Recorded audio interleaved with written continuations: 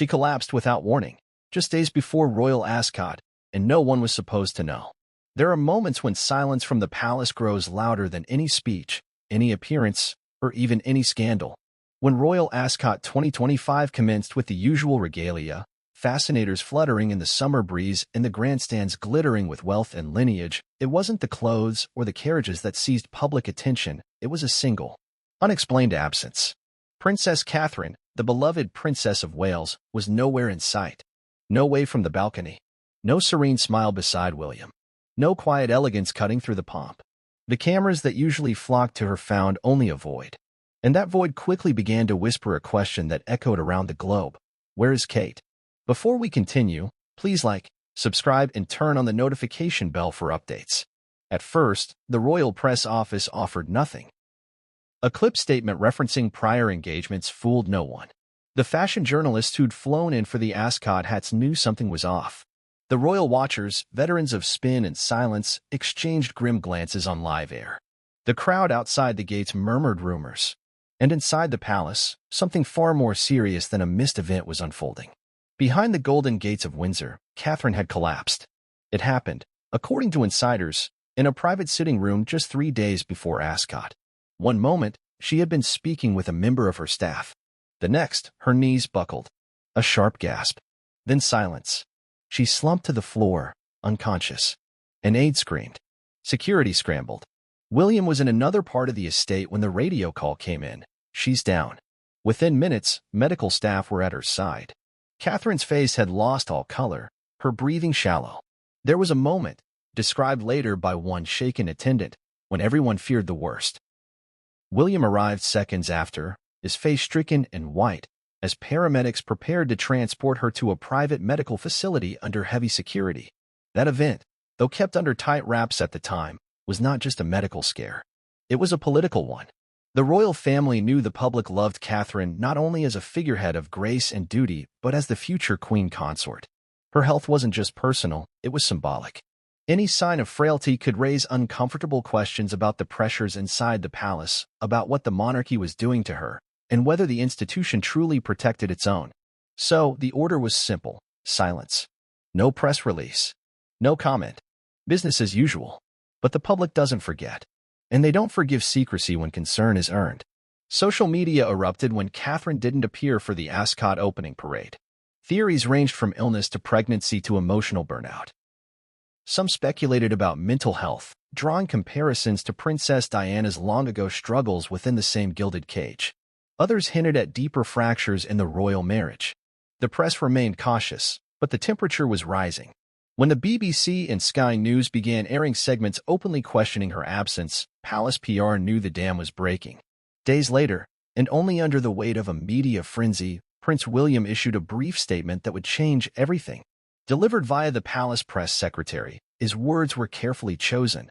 But beneath the royal diction, the raw emotion was unmistakable. Yes, Catherine experienced a sudden health episode earlier this week. She was taken to a medical facility where she received the best possible care. She is now resting and recovering in private.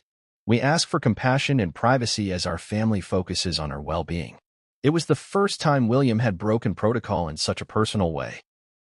And in those few lines, he confirmed the public's worst fears. The absence wasn't planned. It wasn't a scheduling issue. It was an emergency. Catherine had collapsed, and the world had been kept in the dark. The public response was immediate. Across the UK, hashtags like #WhereIsKate and #KateStrong trended on Twitter. Thousands flooded royal social pages with well wishes.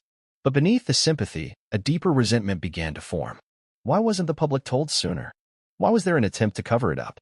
Was the institution once again prioritizing image over humanity? In the press, royal correspondents began re-examining recent footage. They noticed how thin Catherine had looked during her last public appearance at a children's hospice just weeks before Ascot. Some noted her pallor, her faint voice. Still photos revealed dark circles partially masked by makeup. At the time, these were overlooked as signs of overwork, perhaps fatigue from parenting 3 young children while maintaining a grueling public schedule. But now, in hindsight, they appeared as warnings ignored. Biographers and royal insiders chimed in. Some hinted that Catherine had been struggling in silence for months. The weight of expectation, the pressure to be perfect, and the relentless media gaze had created a quiet storm beneath the surface. A storm she had tried to weather with grace until her body gave way. In private, sources close to the palace revealed that William had reached his own breaking point. He reportedly erupted during a closed-door family meeting, furious at aides who had downplayed Catherine's condition. "She nearly died," he allegedly shouted. "And you were more concerned about keeping it out of the headlines?" For a man who has long protected his wife from the worst of royal life, the episode was more than a scare, it was a moment of reckoning. The couple had worked hard to cultivate an image of unity, of balance between modernity and tradition. But this health crisis shattered the illusion of control. What followed was a recalibration. Catherine would take extended leave from all royal duties. Her calendar was cleared indefinitely. Public appearances canceled. Interviews postponed. And a new narrative emerged, not of a fragile princess, but of a woman reclaiming her health and boundaries in an unforgiving system. Yet the story was far from over. As days turned into weeks, new leaks emerged. A staffer at the hospital where Catherine was treated spoke anonymously, describing a woman deeply fatigued, suffering from a combination of physical exhaustion and what one nurse called complicated stress reactions. These were not mere fainting spells. There were tests run, scans conducted, and private consultations with specialists flown in under secrecy. One leak suggested there were neurological concerns. Another hinted at an immune system disorder. None of these were confirmed, but the sheer volume of speculation pointed to a deeper unease, not only about Catherine's condition but about the institution's willingness to be honest. Public trust in the monarchy, already frayed in the wake of Harry and Meghan's dramatic exit, teetered on a precipice. For some, the concealment of Catherine's emergency proved once again that the royal machinery cared more for optics than people. For others, it raised compassion, an understanding that even the most photographed woman in Britain is, in the end, just a human being, vulnerable to the same limits of health and pressure as anyone else. And through it all, one image began to define the narrative. Not a staged photograph or a press release, but the image of Prince William's face at Ascot, smiling for the cameras, waving at the crowd, but behind the eyes, unmistakable sorrow. It was the face of a man holding it together for a nation, even as his heart was breaking for the woman he loves. This wasn't just a story about a missed event. It was a story about fragility, honesty, and the hidden cost of royalty. It was a story about the lengths a family would go to protect their own, and the price they pay when truth is delayed.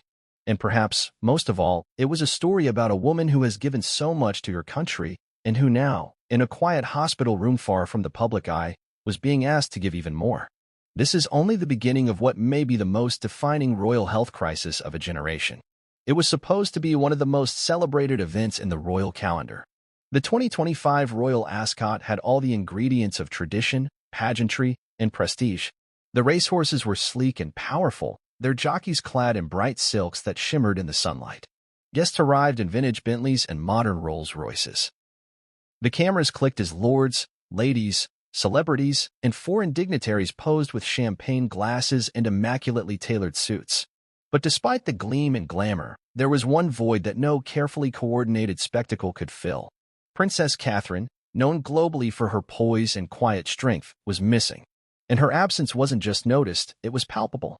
It was the kind of absence that disrupted everything, even when no one dared to speak of it aloud. As the royal carriage procession rolled through the trackside promenade, cheers erupted for King Charles and Queen Camilla. Prince Edward and Sophie Wessex smiled as they waved. But a sense of unease rippled through the crowd when Prince William appeared alone. His carriage seat beside him, usually occupied by Catherine, remained conspicuously vacant. The viewers at home noticed first. Social media accounts began to ask where she was before the procession had even completed its loop. By the time William stepped onto the grass, photographers already knew something was wrong. Catherine was not merely an accessory to these events, she was the visual anchor of modern royalty. Her appearances, whether in a recycled Alexander McQueen or a custom Jenny Packham, were dissected with enthusiasm by global fashion analysts. Her facial expressions often became memes, her glances a source of light-hearted speculation. But most importantly, she had become the symbol of consistency. When Queen Elizabeth II passed, it was Catherine who quietly stepped into the space between tradition and the future. Her presence was reassuring. Her absence, therefore, was jarring. Royal correspondents scrambled for information. Inside the media tent, phones buzzed with hurried texts to palace aides. The official line offered by a spokesperson was vague at best, The Princess of Wales is attending to personal matters and will not be present today. There was no mention of illness, no specifics, and certainly no reason to believe the statement held the weight of the truth. These were the kind of lines reporters had heard before, scripted words meant to buy time. What followed was a curious tightrope walk between silence and concern. On one hand, the palace hoped to smother the embers of speculation by maintaining a dignified front. On the other, they underestimated the level of attention Catherine's absence would generate. As the cameras zoomed in on William's expression, it was evident he was trying to maintain composure, but his eyes betrayed a strain he could not fully conceal. He smiled, but only with his mouth. His movements were slightly stiffer, his posture rigid. He was present in body, but his mind seemed miles away. Insiders would later describe how William almost canceled his appearance altogether. Aides had to convince him that attending was important. To keep rumors at bay, to reassure the public, and to avoid more damaging speculation. But the result was quite the opposite. By choosing to show up without her, the mystery only grew darker. In the exclusive boxes near the finish line, murmurs spread. Prominent guests, some of whom had been briefed in advance about her absence, exchanged furtive glances. A few senior aristocrats whispered about what they had heard through the grapevine, mentions of a private hospital, of an emergency at Windsor, of William being emotionally devastated just days before. But nothing could be confirmed. And in the void of official information, the truth began to warp. Celebrity gossip blogs speculated that Catherine had undergone a secret cosmetic procedure. Others claimed she was pregnant and hiding the early stages of illness. More cynical voices questioned whether the royal couple was facing personal problems. The vacuum was fertile ground for fiction. Meanwhile, the average citizen watching from home felt something deeper and ache. Catherine was more than a public figure to many. To them, she represented elegance grounded in humility. The girl who once walked the university halls beside William now stood shoulder to shoulder with monarchs and dignitaries, never losing her sincerity. So when she didn't appear, it wasn't just a breach of tradition, it was an emotional disruption. On Twitter, the hashtag #WhereIsKate began trending before the main race had even started. Fans posted photos of her previous Ascot appearances. Many shared their memories of meeting her at events. Others simply voiced concern. "She's the heart of the modern royal family," one user tweeted. "If something's wrong, we deserve to know." This digital chorus of concern didn't fade after the event. In fact, it amplified. By the following morning, international outlets had picked up the story. American networks like CNN and NBC ran segments titled, "The Princess of Wales Missing from Royal Ascot, What We Know." French tabloids speculated about her health. German news programs analyzed the expression on William's face, dissecting it with forensic precision. In Australia, commentators went so far as to question whether the monarchy was on the verge of a public relations crisis. Back in the UK, the editorial board at the Times reportedly considered running an opinion piece titled, "The Dangerous Cost of Royal Silence." It was pulled at the last minute, likely due to palace pressure. But the tension was evident. The press, which had grown accustomed to working with limited access, was now faced with a deeper dilemma. Was their complicity in covering for the royals blinding the public to real issues? That evening, as post-event coverage ran its usual photo spreads of the day's attendees, the image that dominated headlines wasn't a racehorse or a royal kiss. It was a cropped photo of Prince William walking alone, half of his carriage seat still visible, empty, clean, and haunting. It represented the absence not just of Catherine, but of transparency, honesty, and perhaps even trust. At the same time, speculation took an even darker turn. Some accounts on social media began revisiting old conspiracy theories about Princess Diana, drawing painful comparisons between the treatment of Diana and the current pressure Catherine faced. Was she being pushed too far?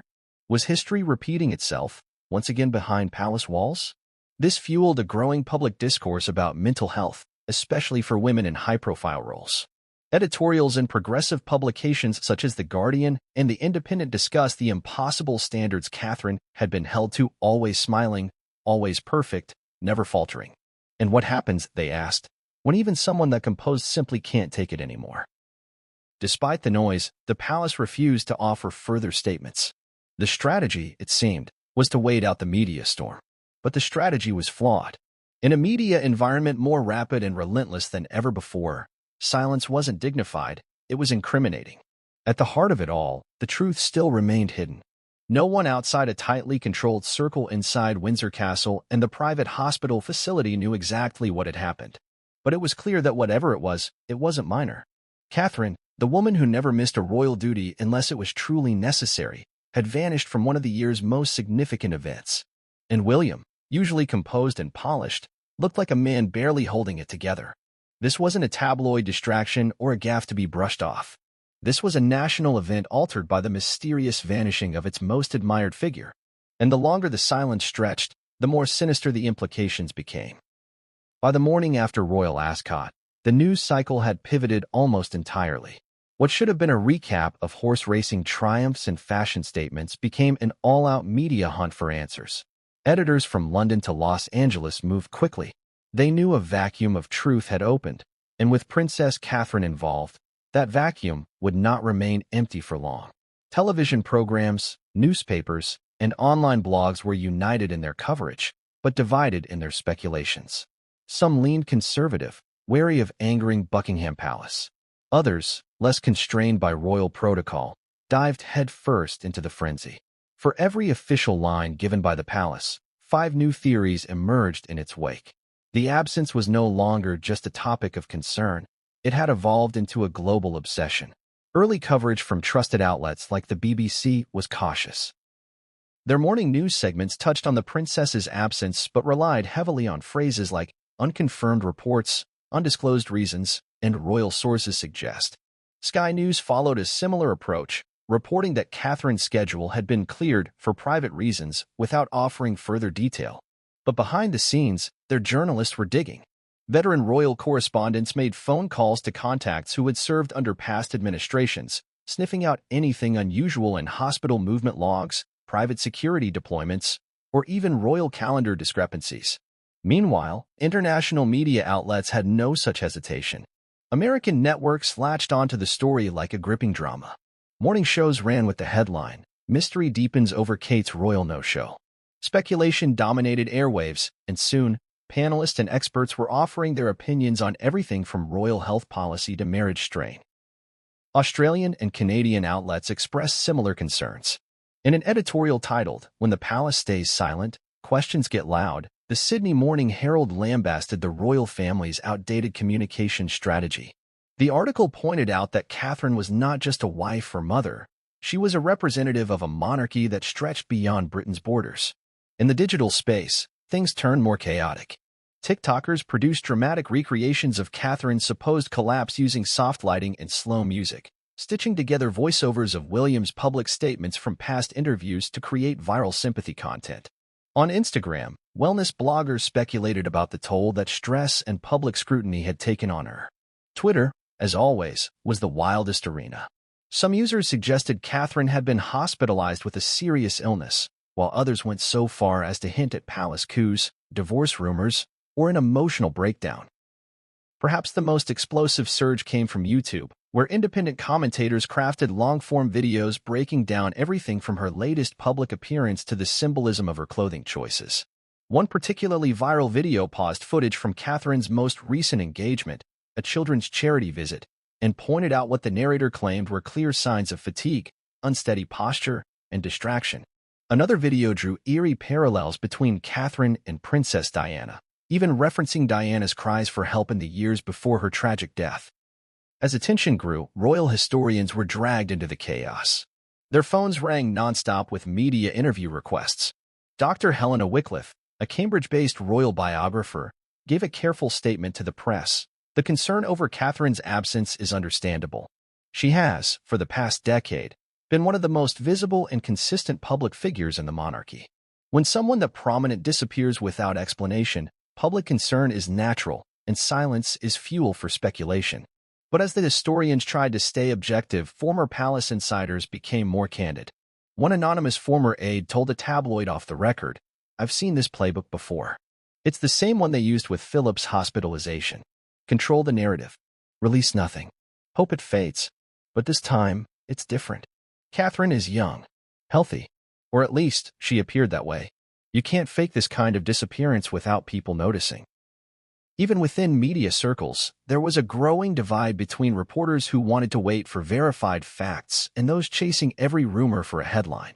At the Daily Mail, a royal editor reportedly clashed with her superior over whether to run a story that suggested Catherine was recovering from a secret surgery. The story had no sources on record, but it was guaranteed to generate millions of clicks. In the end, the story was published with disclaimers, but published nonetheless. This hunger for answers created strange bedfellows. Tabloids and royalists found themselves asking the same questions as progressive critics and former anti-monarchists. Where's the Princess of Wales? Why has her condition been hidden? Why hasn't the palace offered anything substantial to calm fears? To make matters worse, a few sensational leaks surfaced, unconfirmed, yet treated as gospel by eager digital platforms. One claimed that a nurse at the private hospital where Catherine was allegedly treated had been fired for attempting to speak to the press. Another said that the princess had been unconscious for more than 5 minutes and required immediate neurological intervention. A third leak suggested that the royal family had known about her deteriorating health for weeks but chose to keep her schedule packed to avoid panic. None of these were verified. Yet the lack of a firm rebuttal only deepened suspicion. Public trust, already fragile in the post-Meghan and Harry era, began to fray again. Editorial boards pinned pieces comparing the situation to other high-profile cover-ups. Commentators on political shows questioned the monarchy's role in a modern democratic society. If the royal family can hide something this serious, one broadcaster asked, what else are they concealing? Are they truly serving the people or preserving themselves? This growing media narrative began shaping global perception. It wasn't just about Catherine's health anymore. It was about the institution. It was about legacy. It was about a system that appeared to protect image above individual well-being. Meanwhile, the palace stuck to its outdated crisis management strategy, stonewalling, issuing vague statements, and refusing to confirm or deny even the most viral theories. But this time, that strategy was not working. Not in an age where digital transparency often moves faster than royal protocol. The shift was unmistakable. The same outlets that once treaded carefully around royal affairs were now publishing editorials with titles like, Buckingham Palace's silence is making things worse, and the public deserves the truth about Catherine. These weren't fringe publications, they were mainstream, respectable, and previously loyal to the crown. The speculation didn't stop with the media. Political voices began weighing in.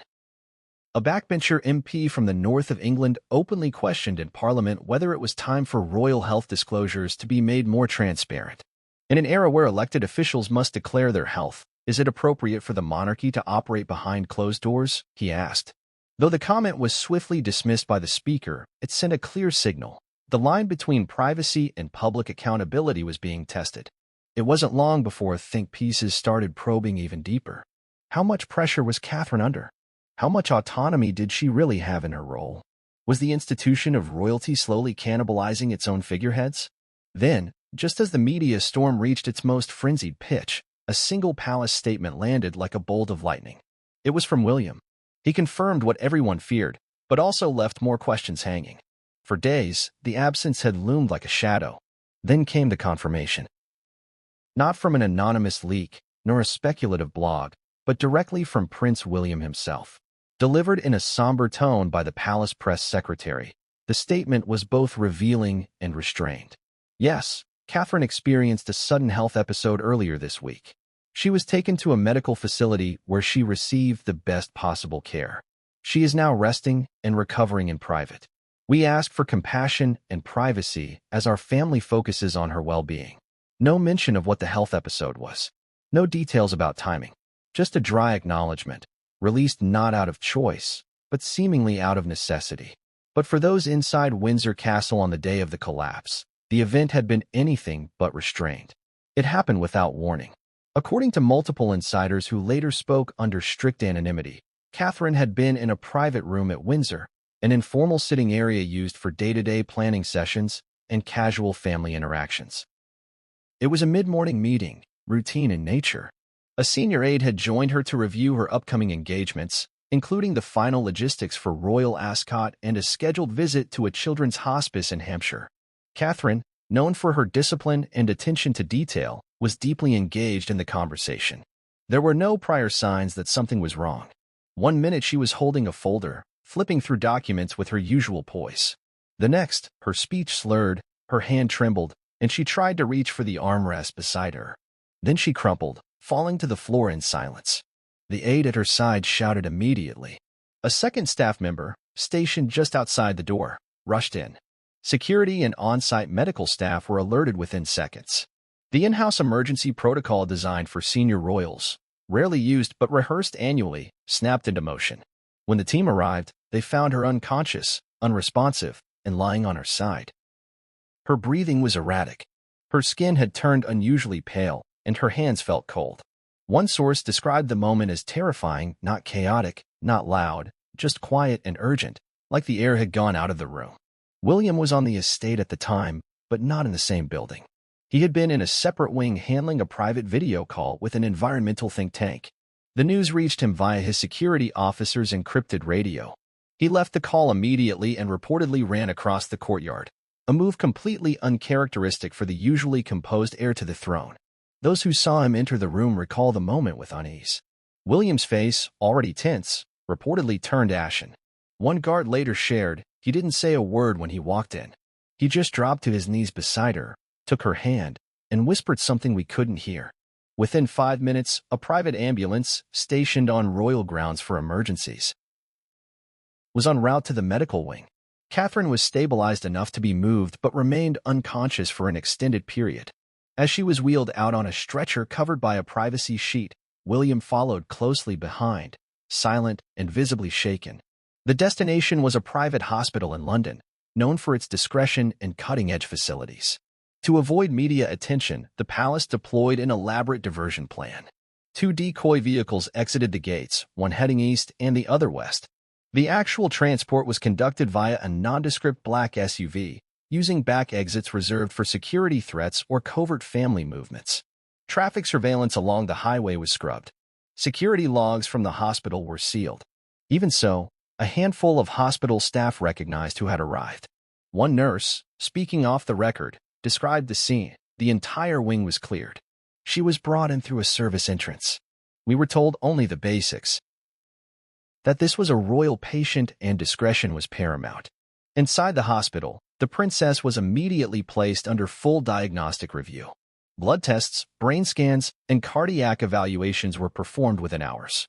The initial medical report listed the cause of collapse as a neurological syncopal event, a technical term that loosely translated to a sudden loss of consciousness triggered by the nervous system. But the question remained, why had it happened? In the days that followed, the medical team dug deeper. They reviewed months of health records. They looked for signs of extreme exhaustion, immune dysfunction, potential infections, and even internal inflammation. At least one consultant from outside the country was flown in under a diplomatic travel exemption. Royal sources declined to confirm the specialist's identity but described him as a globally recognized expert in stress-induced neurovascular conditions. The early findings were inconclusive. No evidence of a seizure, no heart irregularities, no signs of toxins or infections. But they did note something significant. Catherine's stress biomarkers, measured through a combination of cortisol levels, adrenal responses, and inflammatory markers, were severely elevated. In layman's terms, her body was exhausted. Not just tired, exhausted to the point of physical failure. That revelation sparked a flurry of quiet panic within palace walls. Catherine, despite her public image of grace under pressure, had been privately absorbing more weight than anyone realized.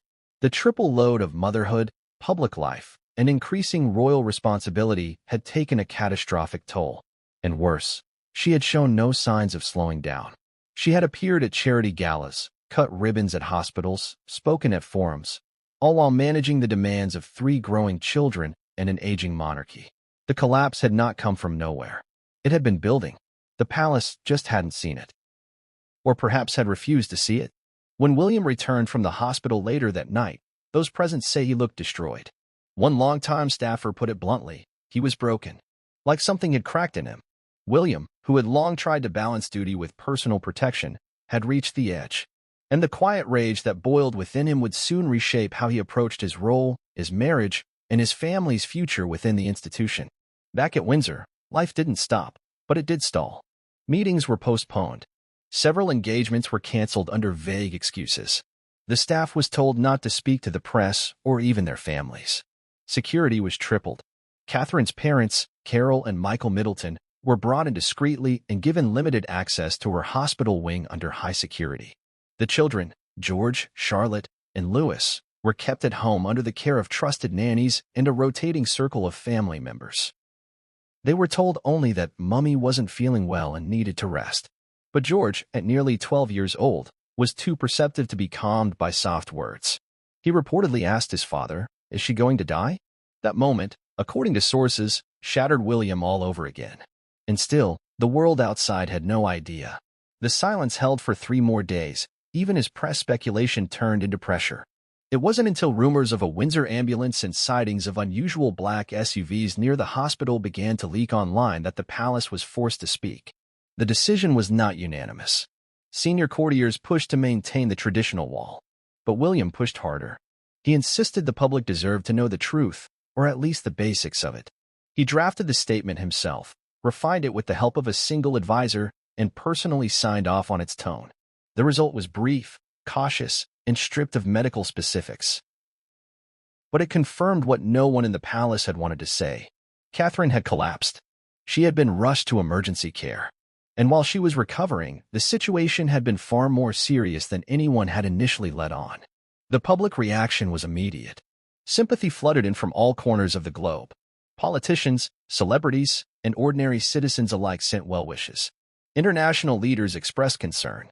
Candlelight vigils were organized outside St. Mary's Hospital, even though she wasn't there, simply because the public didn't know where to go.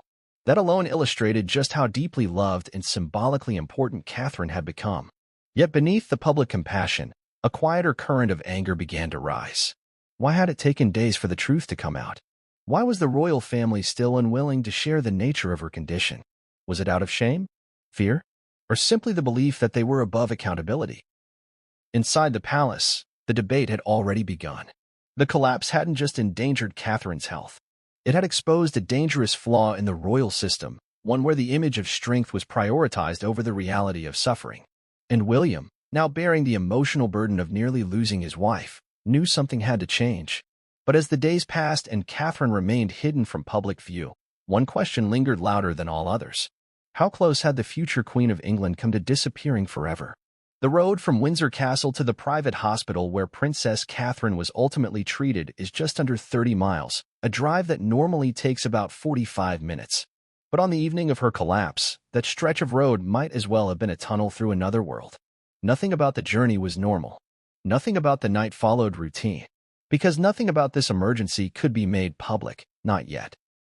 Within minutes of the incident, palace security had activated what insiders referred to as Protocol Silver, the emergency transfer procedure for senior royals in crisis, designed to avoid public detection. Most of the public assumes that such transfers would involve ambulances, sirens, and flashing lights. But when the patient is the Princess of Wales, discretion trumps all else. According to those with knowledge of royal operations, the response began with a lockdown of the immediate area where Catherine had collapsed. The wing of Windsor Castle she had been in was sealed off from all non-essential staff. A temporary blackout on all internal communications from that section was ordered, ensuring that no calls or messages could leave the building until further notice. Only security, senior aides, and medical personnel were permitted in or out.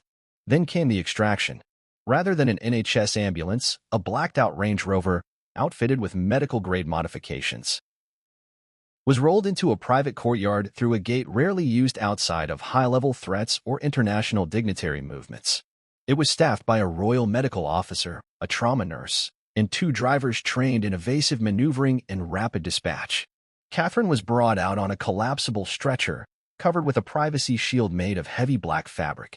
William walked beside her, stone-faced, refusing to leave her side.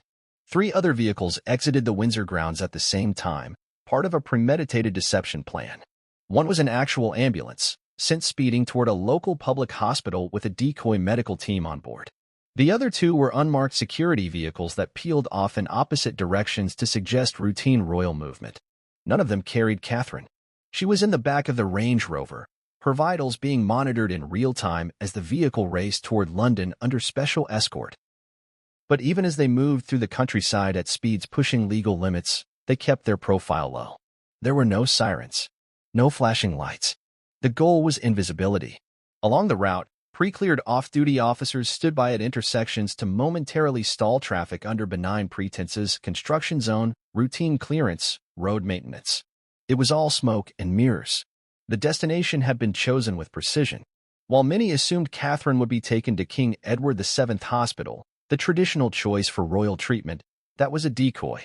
Instead, she was rushed to a more discreet facility on the outskirts of London, one known among elite circles for its extreme privacy policies and non-disclosure agreements required of all staff. The facility, nestled between residential estates and private gardens, has no visible signs identifying it as a hospital. It has no marked ambulances outside, no crowds, no reporters.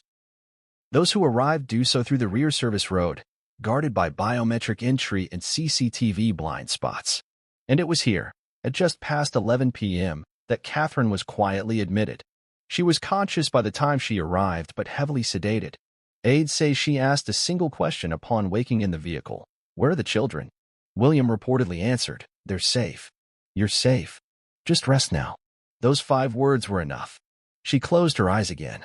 Inside, a team of 4 specialists had been waiting since shortly after the collapse. They had been dispatched ahead of the transfer, flown in by helicopter from different parts of the country and abroad under medical urgency clauses. No names were recorded in the hospital's standard logs. All entries were handwritten and stored physically, nothing digital that could be hacked or leaked. Royal protection officers stood at each door, and mobile phone jammers were activated within the suite to prevent unauthorized recordings or calls. What happened in the next several hours was a race, not just to treat, but to understand. A detailed assessment of her vital signs was followed by advanced imaging. A portable MRI unit was wheeled in through a side entrance. Every organ system was checked. Every potential stress marker was tested. The royal family's private physician, who had remained on site at Windsor during the initial stages, arrived later and stayed throughout the night. Meanwhile, William never left the suite. He refused offers to rest in the next room. Instead, he sat beside her, speaking softly, holding her hand, occasionally pacing when doctors conferred outside her room. At one point, he reportedly called his father, King Charles, from a secure line and said only, "She's stable. But I don't know what comes next." Outside the walls of the hospital, the world remained unaware. Even as early reports began circulating that Catherine had stepped back from Royal Ascot for personal reasons, no one knew the real story: that she was lying in a hospital bed, recovering from what could have been a life-threatening medical collapse. Aides back at Windsor worked around the clock to ensure secrecy held. Staff were sworn to strict silence. Only a handful of senior advisors knew the full extent of what had occurred. Even the Queen consort, Camilla, was kept out of the immediate loop for nearly 12 hours. The reason, according to one insider, was to give William space, to let him proc. The pressure had reached an unbearable pitch. Outside the palace walls, the public clamored for answers. Inside, the man who would one day be king wrestled with a private torment. William, always the stoic, always the polished diplomat, had reached his limit. For over a week, he had walked the tightrope between royal duty and raw humanity, but the weight of silence was finally too much. The moment didn't come during a grand public speech or from the steps of a royal hospital. It came in the quiet back room of Kensington Palace, far from cameras, in a hastily arranged meeting with a handful of senior communications staff and his most trusted advisors. William had been pacing the room for nearly an hour, eyes red-rimmed, jaw clenched, phone clutched tightly in hand. He'd just come from a bedside vigil at the hospital. Catherine, though stable, was still under 24-hour observation. Her blood pressure was fluctuating. She had lost weight. Her neurologists were still concerned about signs of persistent fatigue and possible microvascular complications, small, nearly invisible failures in the body's communication systems that often went unnoticed until it was too late.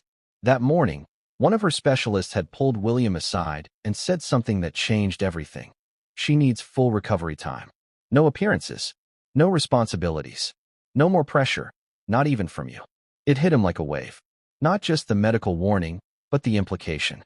That even his love, his devotion, his public appearances on her behalf might be part of the problem. The life they lived, so visible, so curated, so demanding, had become a silent enemy. He knew what stress had done to his mother.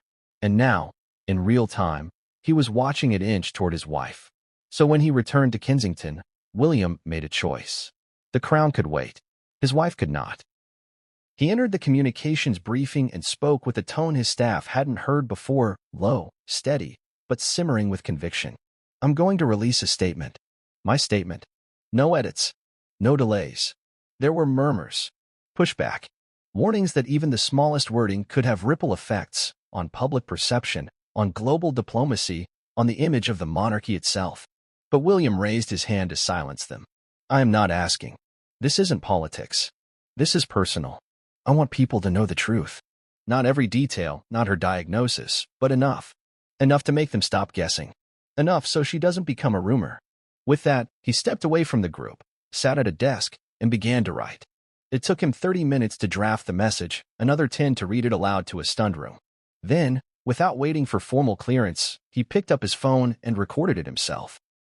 The video, just under 2 minutes long, was released through the official Kensington Palace social media account later that evening. It began with no fanfare, no introduction, just William, in a navy sweater, sitting on a plain background, eyes locked on the camera. I want to speak to you, not as the Prince of Wales, but as a husband, he began. Over the past week, my family has faced a private challenge. Catherine experienced a medical emergency that required urgent care. It was frightening. It was unexpected. And it reminded me, painfully, of how fragile life can be. He paused, breathed. His voice didn't tremble, but the emotion was unmistakable. She is recovering, and I'm deeply grateful to the doctors and nurses who've cared for her. But more than anything, I'm grateful for the kindness so many of you have shown in your concern. The messages, the prayers, the respect. He leaned forward slightly. I understand the desire to know everything. Truly, I do. But I hope you'll also understand our desire to keep some parts of our lives, especially moments like this, private. Not because we have something to hide, but because some things, like healing, require quiet. Another breath. A beat of silence. I've seen what happens when the world watches too closely. I've seen it hurt people I love. I will not let that happen again. So while Catherine rests, I ask only this. Let her recover in peace. Let our children see her smile again without flashbulbs. And let this family, my family, have the space to be just that. A family. He closed simply. Thank you. The video ended. It was not slickly edited. No dramatic music, no palace insignia watermark. It looked and felt like what it was, a man laying down his armor for just a moment, letting the world see past the regalia to the raw. Within minutes, the internet erupted. Not with outrage, but with relief. Finally, there was something real. Not a spin. Not a press release. Not a vague source close to the royal family. But William, speaking plainly, emotionally, and directly. The media coverage shifted overnight. Headlines no longer screamed speculation. Instead, they echoed William's own words. Let her heal. William speaks from the heart. The crown pauses for compassion. Prominent journalists praised the move. Even those critical of the monarchy acknowledged the gesture's sincerity. One BBC anchor called it the most human moment from the royal family in years. International broadcasters replayed the video on a loop, while talk shows across the US, Australia, and Canada invited experts to discuss what it meant not just for Catherine, but for the future image of the royal family itself. At home, support poured in from every corner. Citizens wrote open letters thanking William for his transparency. Hospital workers shared their admiration online. Even political leaders, often restrained in their commentary on royal affairs, commended the honesty. The Prime Minister, in a brief statement during a press conference, said, "It is moments like these that remind us of our shared humanity, titles aside." But perhaps most significant was the response from within. At the palace, staff who had felt trapped by the previous code of silence expressed quiet gratitude. Several aides said it was the first time in days that the air felt breathable again. The Queen, reportedly watching the video live from Balmoral, sent a private message to William praising his words. Even the King, ever the traditionalist, acknowledged the moment as a necessary gesture in a changing world. William's act of speaking out did more than provide clarity. It signaled a shift, a soft rebellion against the rigid structures that had defined royal life for generations. It showed that transparency and compassion could coexist with dignity. That the future of the monarchy might look less like a fortress and more like a family, real, flawed, human. Of course, the statement didn't end all speculation, but it drew a line. It gave the public something to hold on to, something grounded in truth.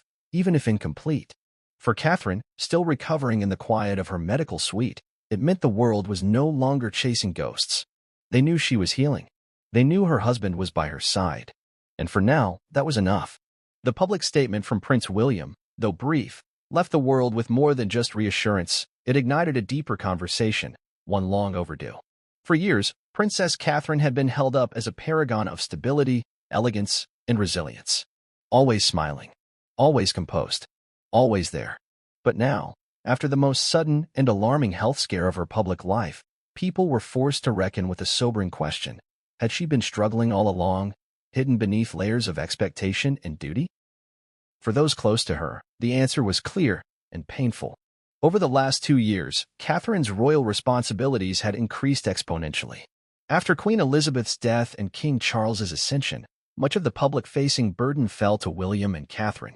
While Charles and Camilla managed institutional reform and international diplomacy, the Waleses were tasked with representing the youthful image of the crown, the emotional connective tissue between the monarchy and modern Britain. That meant more engagements, more speeches, more travel, and, above all, more scrutiny. Catherine, as always, accepted it without complaint. Her schedule filled with school visits, hospital appearances, military ceremonies, and charity fundraisers. She was photographed nearly every week, sometimes twice a day. By the time 2025 began, she had already completed over 140 public engagements, far more than any other working royal under the age of 60. To the public, this was admirable, proof of her commitment. But to those within her circle, it was a red flag. Close friends reportedly began noticing signs of strain as early as mid-2024. One confidant told the publication, under condition of anonymity, that Catherine had stopped responding to text messages outside of work-related coordination. Her tone, once relaxed and humorous, had grown clipped and mechanical. She began canceling informal lunch outings, often citing scheduling conflicts that didn't align with the actual royal calendar. Staff members at Kensington Palace also noted a change. Catherine, known for remembering birthdays and checking in personally on junior aides, had become distant. Her focus narrowed entirely to her royal agenda. Some called it tunnel vision. Others whispered it was burnout. But no one, not even William, fully grasped the depth of what she was enduring. Physically, she began to wear down. Observers now point to photographs from a Commonwealth reception in January where she appeared unusually thin, her jawline more defined, her posture slightly tense. Makeup masked the dark circles under her eyes, but the camera captured what cosmetics could not, an underlying fatigue that seemed to deepen by the month. During a late February engagement at a rural mental health center, Catherine gave a passionate speech about the importance of rest and boundaries. At the time, it was praised as a heartfelt message. But now, in hindsight, it reads like a cry for help. We often talk about resilience, she had said, but sometimes, true strength is knowing when to pause. Privately, however, she did not pause. Behind the palace gates, her schedule was relentless. 3 young children to raise, a nation to represent, and a family legacy to uphold. As the wife of the future king, there was no room for weakness. For so she believed, and so she pushed forward. Day after day, smiling for crowds, charming dignitaries, and fulfilling the impossible expectations that had been placed on her shoulders the moment she married into royalty. But the human body has limits, even one as disciplined and seemingly invincible as Catherine's. Doctors reviewing her case would later identify several contributing factors to her collapse: chronic fatigue, nutritional deficiency, mild adrenal imbalance. Indicators consistent with what medical professionals now term complex stress-related physiological exhaustion, a diagnosis more commonly associated with humanitarian workers, high-risk emergency responders, and individuals living under extreme, sustained psychological pressure. One physician, not directly involved with her care but familiar with similar profiles, explained it in stark terms. Imagine running a marathon every day while pretending you're on a leisurely walk. Eventually, your body stops pretending even if your mind doesn't. Family members, especially her younger sister Pippa, were reportedly devastated by the realization. Pippa had tried several times over the past year to convince Catherine to take a step back, to delegate more, to say no to the never-ending stream of engagements. But each time, Catherine gently deflected. "It's fine, really," she'd say. "This is what I'm here to do." There was never anger in her tone, just quiet determination. But beneath it was something else, a deep-seated belief that her worth was tied to her performance. That belief didn't emerge from nowhere. For over a decade, Catherine had been held to an impossible standard by the public and the press. From the moment she was photographed walking alongside William at St. Andrews, she was transformed into a symbol of beauty, of grace, of perfection. Every dress she wore became a trend. Every gesture she made was analyzed. Every appearance became a measurement. And yet, unlike other royals, she never faltered. Not publicly. Not once. She smiled through scandals, through Prince Andrew's disgrace, through Harry and Meghan's explosive exit, through her own children's viral tantrums, through fashion mishaps, press invasions, and the brutal weight of comparison to Diana, the woman whose ghost still haunts every hallway in royal life. Through it all, Catherine carried herself with impeccable poise. And in doing so, she created a trap she could never escape, the illusion of invulnerability. Even her moments of vulnerability had to be perfect. When she cried during remembrance services, it had to be poetic. When she stumbled on a podium, it had to be graceful. There was no room for mess, no space for exhaustion, no tolerance for failure, until her body gave her no choice. In private, the collapse sent shockwaves through her closest circles. Friends and family who had once admired her strength now mourned the cost of it. William, in particular, was said to be racked with guilt. He had always believed she would speak up if things became too much. He had encouraged her, supported her, even protected her from the harshest media storms. But he hadn't seen this coming, and that realization haunted him. During one late-night visit to the hospital, William reportedly told Catherine, "You don't need to prove anything anymore." It was a moment of raw tenderness, an acknowledgement that the performance was over, and that what remained was what mattered most, her well-being, not her perfection. As the news of her condition slowly filtered through trusted networks, other members of the royal family began to reflect. Princess, and no stranger to pressure herself, reportedly offered a private message urging Catherine to take as much time as she needed, regardless of press or protocol. Even Camilla, once viewed by some as a rival, sent flowers and a handwritten note. "We are here for you." Truly, the institution of monarchy, so often painted as cold and rigid, had shown glimpses of warmth and crisis. But for Catherine, recovery wasn't going to be fast or simple. Her doctors advised a full withdrawal from public life for at least 3 months. Her schedule was cleared, her public appearances suspended indefinitely. A rotating team of specialists was assigned to monitor her health, with a focus not just on physical recovery but mental restoration. Nutritionists, therapists, and rest coaches were all brought in quietly, their work supervised and protected by William. And Catherine, ever the disciplined student of protocol, began learning something new: how to rest, how to say no, how to sleep in without guilt, how to ask for help, how to be, for the first time in years, human without performance. The public, though desperate to see her again, responded with a surprising wave of compassion. Social media flooded with messages of support. Women across the world shared their own stories of burnout, of breakdowns masked by smiles. Campaigns sprang up overnight encouraging other women in high-pressure roles to prioritize their health. Catherine had, unknowingly, become the face of a much larger issue, one that transcended royalty. And perhaps that is the paradox, that in breaking down, she did what no royal engagement or press photo ever could. She revealed a truth so often hidden behind palace walls, that strength is not about how much one carries, but about knowing when to set it down. Princess Catherine's sudden and alarming disappearance from one of Britain's most high-profile royal events has ignited a firestorm of concern, and now we finally know why. In a statement that has shaken the nation, Prince William confirms what many feared. Catherine collapsed behind closed doors at Windsor and was rushed to emergency care in complete secrecy. The palace tried to hide it, but the truth has surfaced. Why was this covered up? How serious was her condition? And what does this mean for the future of the monarchy?